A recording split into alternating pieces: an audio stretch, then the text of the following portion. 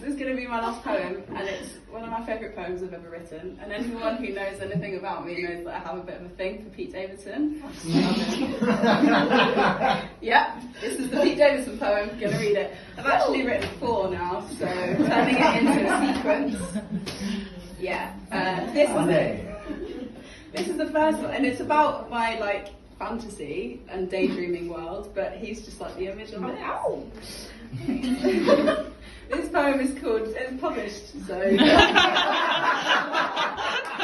liked it. This poem is called Pete Davidson, brackets, Ariana Grande Kidnapper.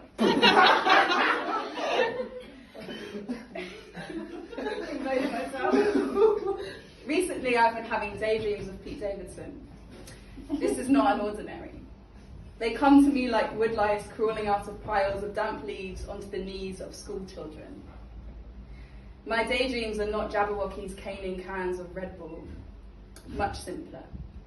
Instead, on 1-hour walks, I look at wooden tables leaning against closed pubs. Think, if I happen to run into Pete Davidson on this street corner, would we fall in love with a badly delivered joke over a glass of soda and lime? We'd sit outside, oblivious to onlookers scouring my hands for 7 rings.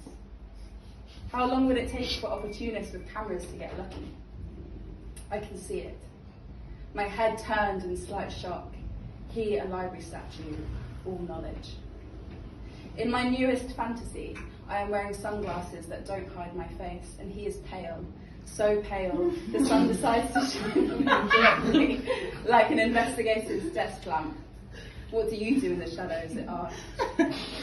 I tell the sun to soften on his features and offer him fat to 50. He is grateful I am a good cop. Later, I walk along Brighton Beach, lick my lips between waves retching on the shoreline and play this image in my head over and over again. My feet, the mechanism transforming my eyelids into a private cinema. Audio playing, "This is okay," with slightly too much fervour to be truly wholesome. When I get home, I hesitate to write down this new fantasy.